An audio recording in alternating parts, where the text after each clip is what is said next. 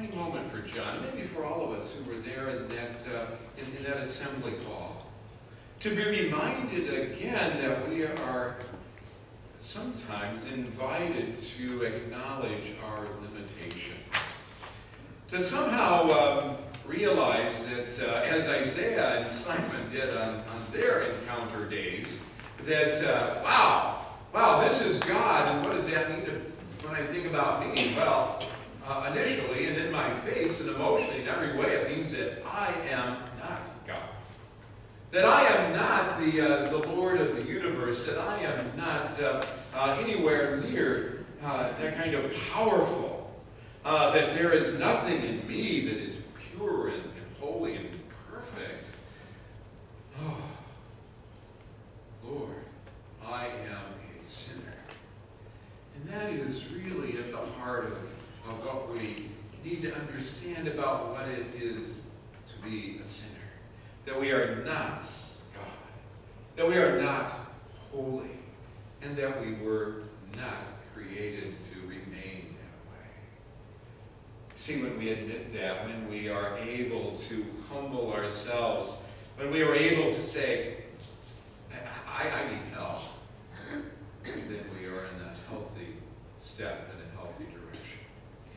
We're able to step into a place not of more insecurity, but a place that helps us to look at ourselves out of security, out of a new reality of saying that God is God and God is powerful. God knows me, and God still loves me. And so as we start to examine ourselves, as we start to look at ourselves, as we start to bear up underneath the shortcomings, and as we start to acknowledge all that we have done that have hurt others, and all that we haven't done that have neglected to help others, we are prone to that kind of despair, that kind of woe, that kind of wanting to get out of a really, really awkward situation. And it is there that another thing happens. The acceptance, and then the invitation to come and to speak for God. How quickly things turn when we encounter the living God.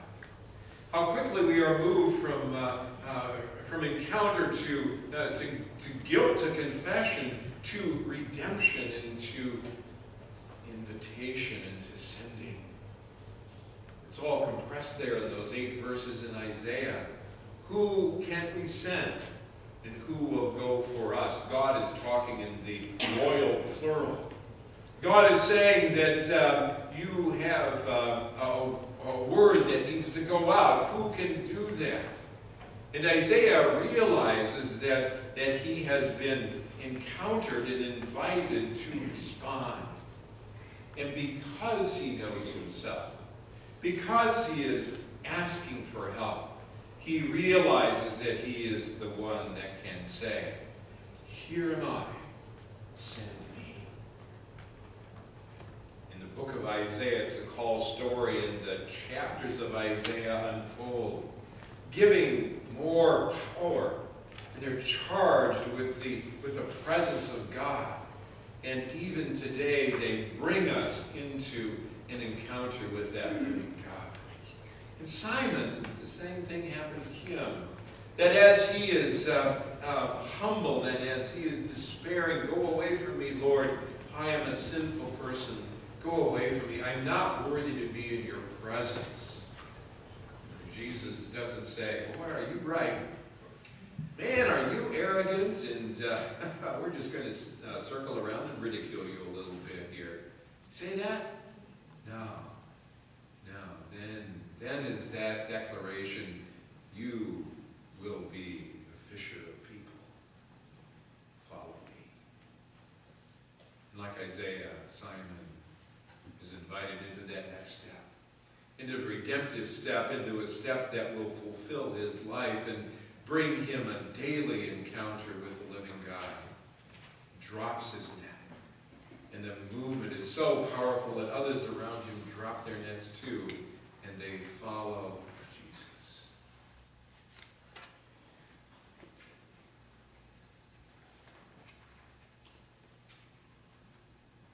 What are you in communion with these days?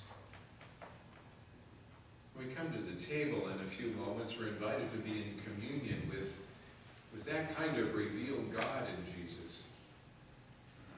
Friend and Savior, but the one who has access to power that controls the universe and comes and can elicit fear and reverence.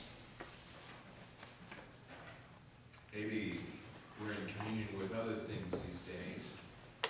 Maybe we're in communion with our careers. Maybe we're in communion with our friends and maybe even our family and our spouses. Not bad things, not bad things.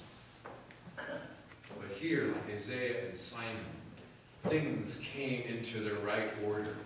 God occupied God's spot in their lives. And as we come to communion today, we have an opportunity to let God occupy God's spot in our lives. That's what Augustine would say, that God-shaped vacuum, and our hearts are restless until God occupies that.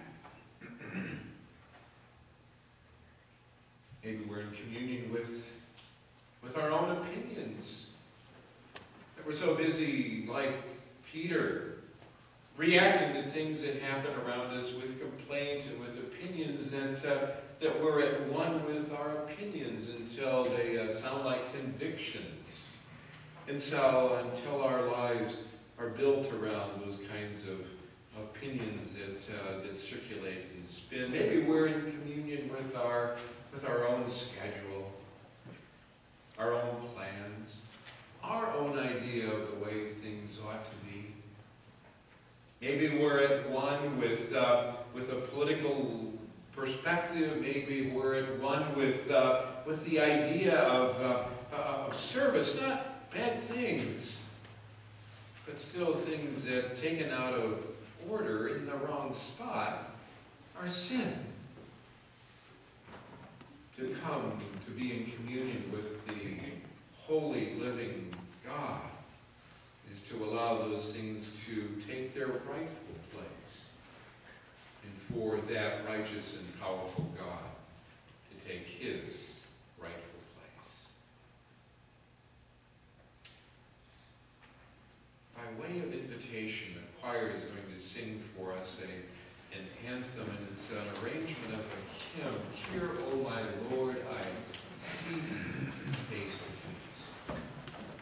Here faith can touch and handle things unseen.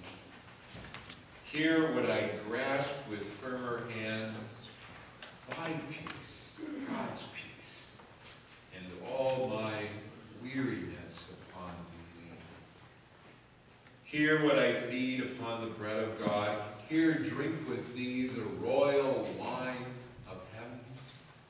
Here would I lay aside each earthly load and taste afresh the calm of sin forgiven.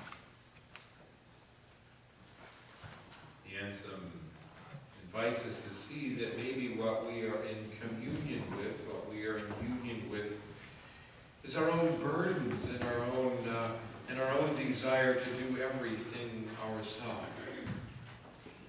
And it's an invitation to relinquish those things, to lay them aside, to even acknowledge our weariness and recognize that I've done the best I can, and it still falls short. Maybe I was designed to live my life with God's power. Maybe I was designed to receive his holiness into my inadequacies. Open your hearts, your minds. Relinquish your burdens in your